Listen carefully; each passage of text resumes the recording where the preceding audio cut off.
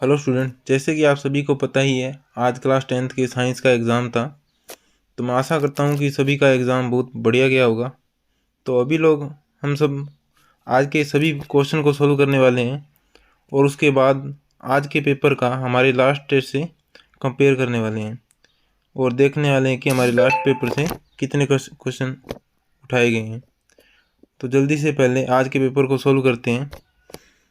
तो आज के पेपर में जो सबसे पहला क्वेश्चन पूछा गया था वो था कि वृद्धि का संदमन करने वाले हार्मोन का उदाहरण लिखिए। तो जैसा कि मैंने इससे पहले एक शॉर्ट में पादपों के 3 हार्मोन जिब्रेलिन, ऑक्सिन और साइटोकाइनिन जोस नाम से एक मैंने ट्रिक बताई थी, जिसमें मैंने इन तीनों हार्मोन के बारे में बताया था।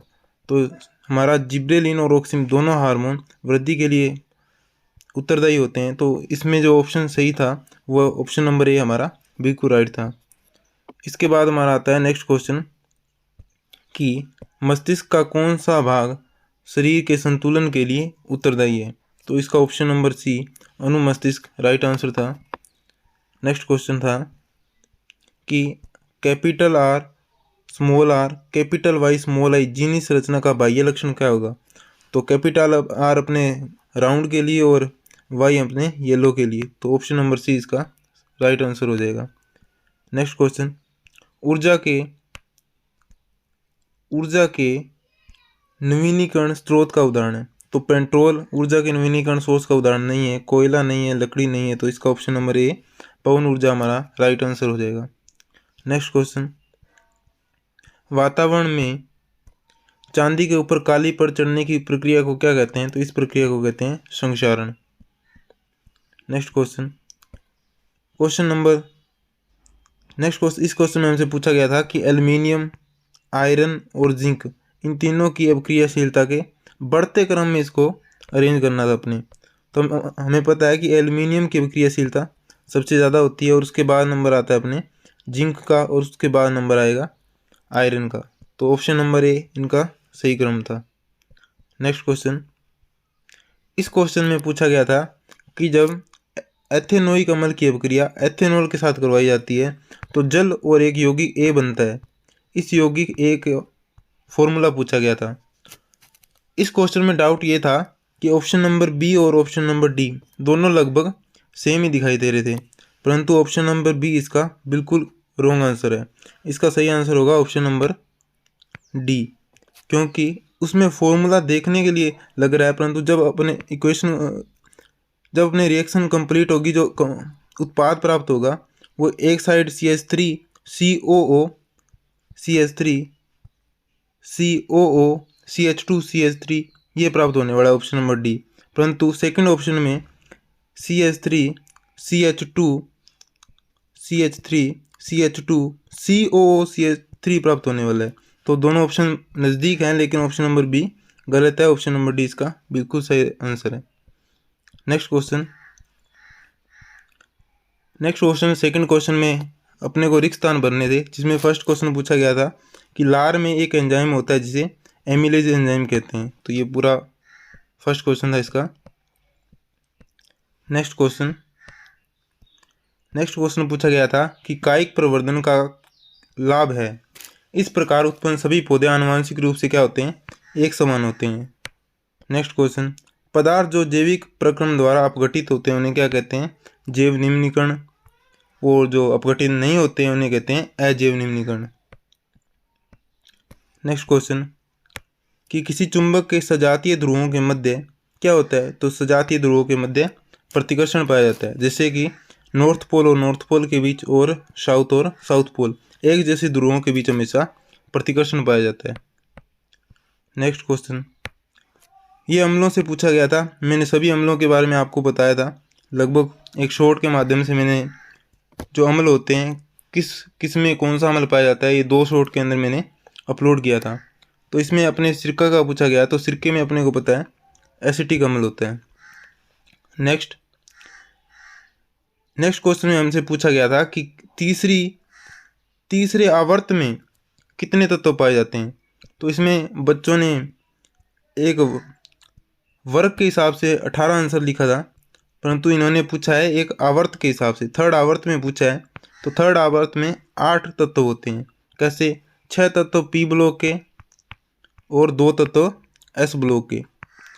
थर्ड वर्ग में 6 तत्व पी ब्लॉक के और 2 तत्व एस ब्लॉक के, मिलकर कुल 8 तत्व होते हैं। नेक्स्ट क्वेश्चन हमारा आया था मानव नेत्र से। इसमें हमसे पूछा गया था कि परितारिका की पेशियां नियंत्रित करती है। तो ये पूरा एक टॉपिक मैंने अपलोड किया हुआ है, तो उसमें इसका सही आंसर है ऑप्शन नंबर सी, पुतली के आकार को नियंत्रित करती है। नेक्स्ट क्वेश्चन था कि किलोवाट घंटा किस भौतिक राशि का मात्रक है। तो ये क्वेश्चन सीधा कल वाले क्वेश्चन से छपा हुआ है, तो अब अपने आगे डिस्कस करेंगे कि कौन से क्वेश्चन छपे हुए हैं। तो इसका ऑप्शन नंबर बी बिल्कुल राइट था। नेक्स्ट क्वेश्चन था कि ओम के नियम से संबंधित दिए गए विद्युत परिपथ में वाई को पूछा था। तो वाई को पूछा था, इसमें बच्चे कंफ्यूज थे कि इसका वोल्ट मीटर आंसर होगा या एमीटर। तो इसमें अपने को एक कॉन्सेप्ट पता होना चाहिए कि विद्युत परिपथ में हमेशा एमीटर को श्रेणी क्रम में जोड़ा जाता है और वोल्ट मीटर को समांतर क्रम में जोड़ा जाता है। तो अगर अपने को इसके बारे में पूछा जाए तो ये श्रेणी क्रम में जुड़ा हुआ है, समांतर क्रम में जुड़ा हुआ है, और ये क्या चीज़ है? वोल्ट मीटर है। परंतु अपने को एक विशेष नाम देकर वाई के बारे में पूछा है, तो वाई क्या है? श्रेणी क्रम में जुड़ा हुआ, तो ये अपने पास क्या हो जाएगा? एमीटर इसका सही आंसर हो जाएगा। नेक्स्ट क्वेश्चन, इसके बाद अपना आता है सेक्शन नंबर बी। इसके अंदर सबसे पहले जैव प्रक्रम की डेफिनेशन पूछ ली गई है। उसके बाद एक लिंगी पद पुष्प की परिभाषा पूछी गई है और उसके 2 उदाहरण पूछे गए, जैसे पपीता और तरबूज होते हैं। बहुत से एग्जाम्पल है, आपको 2 एग्जाम्पल देने थे इसमें से। नेक्स्ट क्वेश्चन था कि वर्तिकाग्र पर परागकणों के अंकुरण का नामांकित चित्र। पुष्प के अंदर जो वर्तिकाग्र वाला भाग होता है, उसके अंदर जो परागकण कैसे प्रवेश करते हैं, वो एक डायग्राम आपसे पूछा गया था। उसके बाद पर्यावरण के विभिन्न घटकों के बीच ऊर्जा के प्रवाह को समझाइए। तो ये 7 नंबर क्वेश्चन था। उसके बाद आपसे पूछा गया था लेंस के आवर्धन के बारे में। लेंस आवर्धन क्या होता है, और वाहनों के पश्च दृश्य से देखने के लिए जैसे उत्तल लेंस यूज किया जाता है, तो आवर्धन के बारे में और उत्तल लेंस के बारे में पूछा गया था। इसके बाद था विभवांतर के बारे में क्वेश्चन। ये क्वेश्चन सीधे डायरेक्ट कल वाले पेपर से छपे हुए हैं, तो उसके बाद अपने देखने वाले हैं। विभवांतर के बारे में पूछा गया था। उसके बाद अपने जूल के नियम के बारे में और उनसे संबंधित 2 युक्तियों के बारे में पूछा गया था। नेक्स्ट क्वेश्चन था, एक 3 प्रतिरोध दिए हुए थे R1 R2 मानकर उनको श्रेणी क्रम के लिए फॉर्मूला R बराबर R1 plus R2 plus R3, ये भी मैंने फॉर्मूले बताए हुए हैं, उनको इस फॉर्मूले को प्रूफ करना था इसमें क्वेश्चन नंबर 10 में। नेक्स्ट क्वेश्चन नंबर 11 में घरेलू परिपथों में सामान्य विद्युत साधित्रों समांतर क्रम संयोजन में क्यों जोड़े जाते हैं। तो ये रीजन पूछा गया था कि पासारू क्रम में संयोजित क्यों किया जाता है। नेक्स्ट क्वेश्चन पूछा गया था कि फ्लेमिंग के बाएं हाथ का नियम। तो मैंने फ्लेमिंग के बाएं और दाएं दोनों हाथ के नियमों को अपलोड किया था। तो इसमें बाएं हाथ का नियम पूछा गया, जिससे हमने विद्युत बल की दिशा को ज्ञात करते हैं, किसी चालक पर लगने वाले बल की दिशा को ज्ञात करते हैं। इसके बाद पूछा गया था विद्युत चुंबकीय प्रेरण की परिभाषा को। इसके बाद नेक्स्ट क्वेश्चन आता है वर्जन और निस्तापन से। क्वेश्चन नंबर 13 हमारा पूछा गया था वर्जन और निस्तापन से। इसके बाद नेक्स्ट क्वेश्चन पूछा गया था कि निम्नलिखित अभिकर्मकों के साथ एथेनॉल की रासायनिक अभिक्रिया के संतुलित समीकरण लिखिए। तो अपने इक्वेशन के बारे में पूछा गया था, जो सोडियम और 443 केल्विन तापमान पर सांद्र H2SO4 की उपस्थिति में एथेनॉल की रासायनिक समीकरण पूछी गई थी। नेक्स्ट क्वेश्चन था साबुन की मिसेल संरचना, मतलब मिसेल की संरचना को पूछा गया था। इसके बाद अपने न्यूलैंड कैस्टक नियम को पूछा गया था आवर्त सारणी से। नेक्स्ट क्वेश्चन था सेक्शन नंबर सी में। इसमें हमसे अंडाशय से स्रावित हार्मोन के बारे में और उनके कार्य के बारे में पूछा गया था। नेक्स्ट क्वेश्चन था समजात एवं समरूप अंगों को परिभाषित कीजिए। इसके बाद हमसे क्वेश्चन पूछा गया था क्वेश्चन नंबर 19 कि तारे क्यों टिमटिमाते हैं और खतरे के संकेत लाल रंग के ही क्यों बनाए जाते हैं। नेक्स्ट क्वेश्चन था निम्नलिखित में से प्रत्येक को एक उदाहरण देकर समझाना था, इस संयोजन अभिक्रिया को और एक वियोजन अभिक्रिया को, दोनों के बारे में आप लिख सकते हो।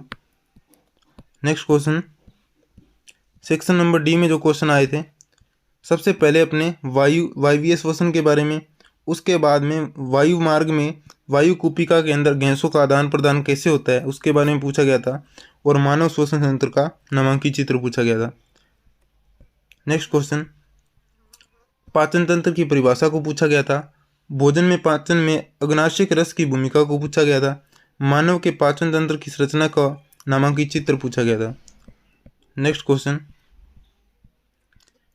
में क्वेश्चन चैप्टर नंबर 10 से था कि किसी बिंब और अवतल दर्पण के प्रतिबिंब का बनना दर्शाने का किरण आरेख पूछा गया था हमसे, जब बिंब उसके फोकस पर रखा हुआ हो। नेक्स्ट क्वेश्चन है, अपने गोलीय वक्रता त्रिज्या दी हुई थी, आर की वैल्यू 14 दी हुई थी और हमसे फोकस दूरी के बारे में पूछा गया था। तो हमें पता ही है R is equal to 2F, फॉर्मूले से अपने 7 इसका आंसर आ जाएगा। बहुत आसान क्वेश्चन था ये तो।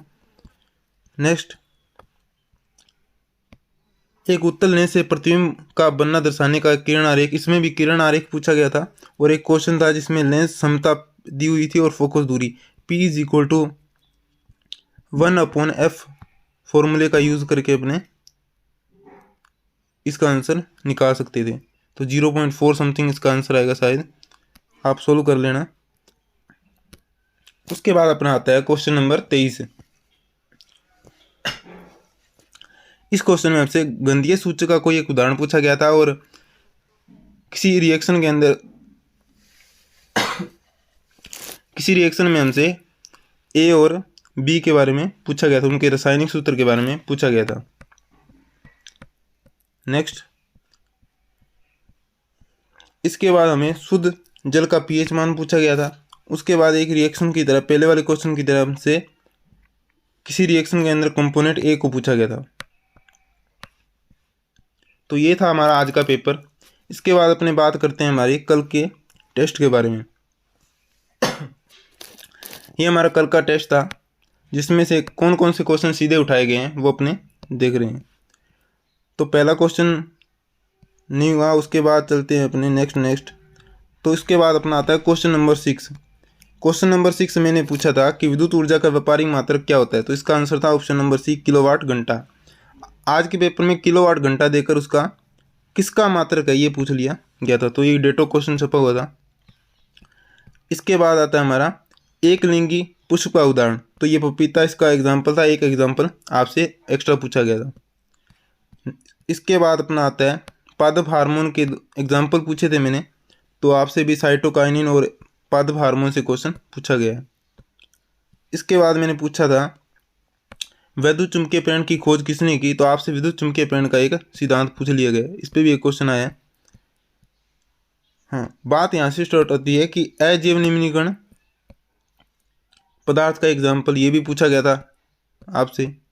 Next, part number section number B में आपसे साबुन का मिसेल की एक संरचना पूछ ली गई थी। उसके बाद 2 नंबर में मैंने क्वेश्चन दिया था श्वसन तंत्र का नामांकित चित्र। तो ये आपसे डेटो कॉपी पूछ लिया गया था, 2 नंबर में आपसे पूछा गया था।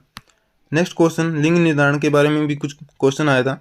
उसके बाद ये 3 क्वेश्चन मैंने दिए थे कि तारे कैसे टिमटिमाते हैं। विभव और विभवांतर मैंने अंतर पूछा था, मतलब दोनों के बारे में पूछा हुआ था। और फ्लेमिंग के मैंने बाएं हाथ के बारे में पूछा था। तो आपसे भी फ्लेमिंग के बाएं हाथ के बारे में नियम पूछ लिया गया, बाएं हाथ का नियम आपसे पूछा गया है। और विभव और विभवांतर भी पूछा गया, और तारे क्यों टिमटिमाते हैं ये भी क्वेश्चन आपसे पूछा गया है। उसके बाद मैंने उदासीनीकरण अभिक्रिया से क्वेश्चन पूछा था, ये भी पूछा गया पेपर में। उसके बाद मस्तिष्क का कौन सा भाग शरीर की संतुलन का कार्य करता है, ये भी क्वेश्चन पूछा गया था। उसके बाद समजात और समरूप अंगों को उदाहरण देकर समझाइए, ये भी क्वेश्चन पूछा गया था। उसके बाद आवर्धन के बारे में आपसे पूछा गया था, आवर्धन के बारे में पूछा गया था। और स्थिति के बारे में किरण आरेख ये भी आपसे पूछा गया था। पोजीशन चेंज की हुई थी। यहाँ पे मैंने C पर रखे हुए बिंब के बारे में पूछा था, आपसे फोकस दूरी पर रखे हुए बिंब के बारे में पूछा था। उसके बाद में आपसे मैंने पूछा था पाचन तंत्र की पूरी कार्यप्रणाली के बारे में, ये बड़ा क्वेश्चन आपसे भी पूछा गया था। उसके बाद में वायवीय और अवायवीय श्वसन, इस पर भी आपसे क्वेश्चन पूछा गया था एग्जाम में। उसके बाद मैंने पूछा था साबुन की सफाई की प्रक्रिया, ये मैंने बड़ा क्वेश्चन पूछा था 4 मार्क्स में, परंतु आपसे इसे 1 मार्क्स में मिसेल की स्ट्रक्चर पूछी गई है। उसके बाद मैंने पूछा था मानव नेत्र की नामांकित चित्र बनाकर समझाइए। तो ये आपसे पूछा गया कि परितारिका वाला क्वेश्चन पूछा गया था, इसमें इसका छोटा पार्ट है, इसी में वो जो क्वेश्चन है इंक्लूड हो जाता है। उसके बाद मैंने एक एग्जाम्पल दिया था जिसमें लेंथ और अनुप्रस्थ काट क्षेत्रफल दोनों को ही चेंज करना था, परंतु आज जो एग्जाम्पल दिया हुआ था उसके अंदर अपने केवल लेंथ चेंज हो रही थी और लेंथ को कितना करना था, पहले की तुलना में आधा करना था।